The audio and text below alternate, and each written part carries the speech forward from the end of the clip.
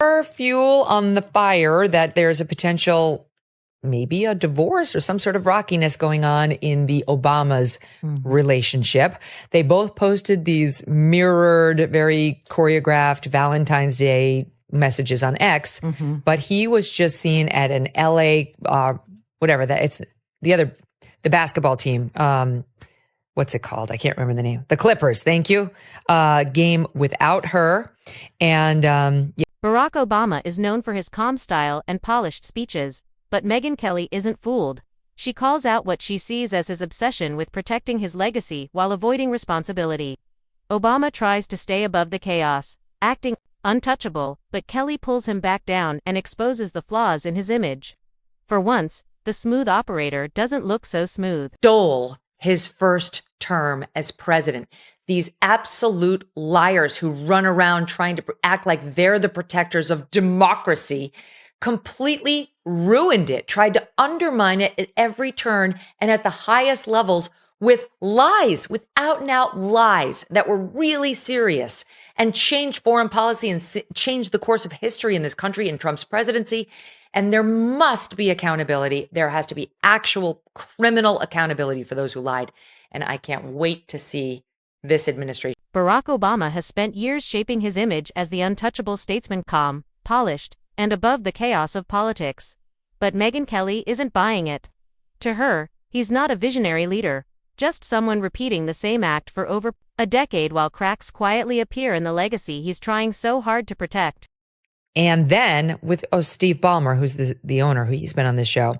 And then on Tuesday, he was spotted eating out at a fancy dinner in Sherman Oaks with both daughters, Malia and Sasha, but again, no Michelle, according to TMZ. So I think they seem to be... Obama's playbook is all about timing. He's nowhere to be found when accountability is on the line, but front and center when the cameras are rolling. When problems hit, he fades into the background. But when it's time for a Netflix special or a polished speech, he shows up ready to shine.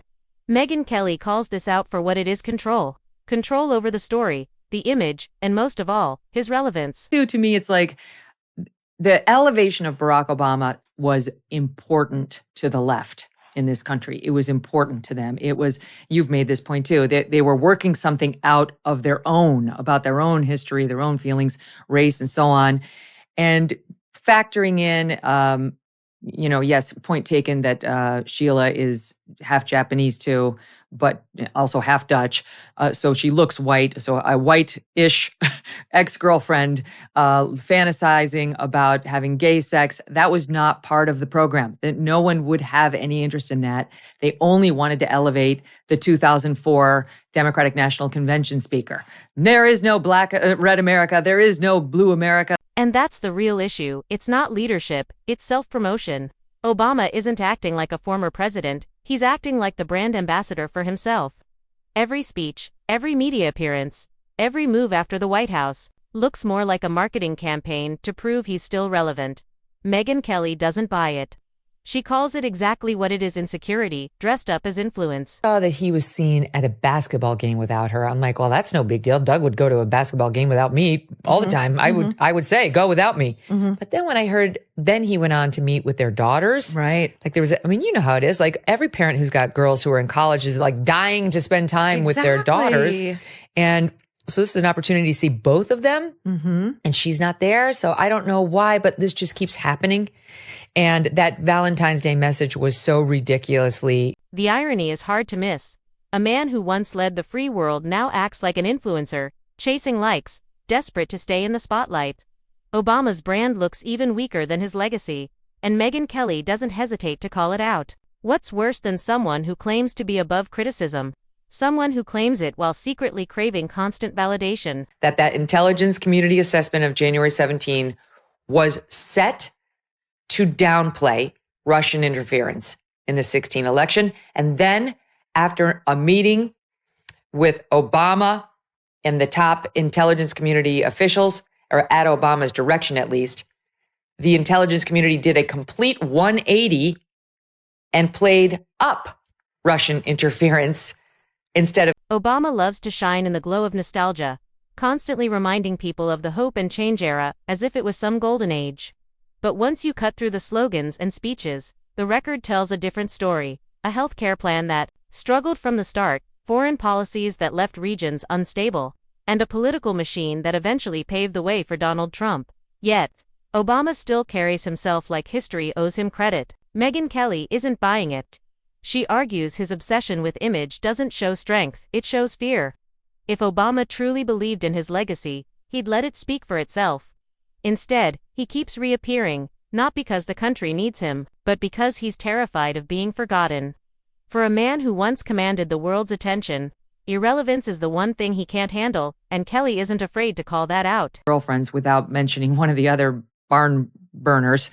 And that is, there was another girlfriend that he had whose letters with Barack were produced to you. She gave you letters between the two of them, except for the one paragraph that would then wind up going public via other means, via Emory University. You sent a researcher to go print what was in that paragraph. In the letters that were given to you, it just said a paragraph about homosexuality.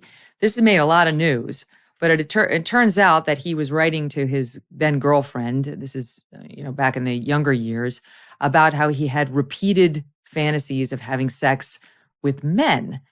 Now, what do you make of this? It's like, is Barack Obama a gay man? Is he a bisexual man? Like, what is your takeaway of the significance of that paragraph and why she didn't want to produce it to you and why no one's really...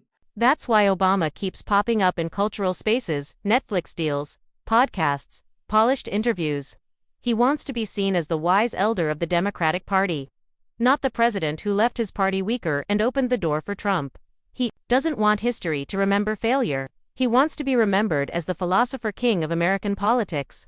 But Megyn Kelly shuts down that illusion. The shine of Obama's cool image has faded. People now see the cracks, the elitism, the overconfidence, the way he talks as if he's above the very country he once led. It doesn't inspire anymore. It annoys. Kelly points out that his speeches sound less like leadership and more like lectures from a celebrity who expects applause just for showing up. Even Democrats roll him out like a mascot in tough times, hoping his presence will rescue them. But the aura is gone. What's left is a man clinging to his brand, frustrated that reality no longer matches the myth. And Kelly's final blow is simple. Obama isn't a political force anymore. He's just a brand manager, desperate to stay relevant. Not just Barack Obama's ex-girlfriend, but somebody to whom he had proposed marriage not once, but twice. And the story she told you about why their relationship ended kind of reframes a narrative that Barack Obama himself was trying to pitch to us in his book, Dreams from My Father. So can you explain that story to us and how you found the... Look at the contrast. Donald Trump storms into the spotlight like a wrecking ball, raw, unfiltered, impossible to ignore. Obama does the opposite. He hides behind polish, carefully preserving a glossy memory instead of taking risks in the present. One thrives on chaos and dominates the conversation. The other ducks into curated appearances, avoiding real confrontation, and that's where Megyn Kelly draws the line. Obama's act just isn't aging well. The voice that once electrified crowds now sounds rehearsed. The charm feels stale. The big promises ring hollow, because this is the same man who had the chance to transform everything but settled for half measures. Kelly doesn't just note this, she mocks the desperation it exposes. There's nothing sadder than a man living off the fumes of a fire that burned out long ago. If Obama truly wanted to protect his legacy, he would have stepped back gracefully, but he couldn't resist. He had to keep talking, keep appearing, keep reminding people of his historic status. And in the end, he weakened the very image he worked so hard to build. Kelly calls it the ultimate self-inflicted wound. A man who wanted to be remembered as timeless, but instead will be remembered as someone who didn't know when to let go. Is from Amy Poehler's podcast just a couple of days ago, May 13th, on the rules between Michelle and Barack and also brother Craig. What I like about you and what I feel like is your family is like teasing is your love language. Oh, for sure. Same. For sure. Can you explain how important it is to be able to tease people that you love? Oh my God. This is funny because both Barack and Craig will say that I don't let them tease me. See, we have a deal, Barack and I, in our marriage, and it started very early. It's like, I can tease you, but you cannot tease me. That's why Megyn Kelly's roast cuts deeper than any policy critique. She isn't just talking about laws or decisions. She's tearing into the emptiness of the Obama brand, the polished speeches masking a fragile ego, the calm smile covering insecurity. Brick by brick, she dismantles the illusion until what's left isn't a leader, but a fading celebrity desperate for relevance. Obama always sold himself as the exception, the politician above the usual flaws. But Kelly shows he's not the exception at all, he's the blueprint for image over substance. Control over truth, perception over reality. The myth is gone, and what's left is mediocrity dressed in eloquence.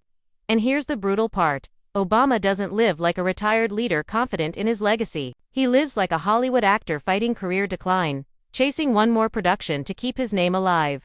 From fat book deals to Netflix contracts, every move screams brand maintenance, not leadership.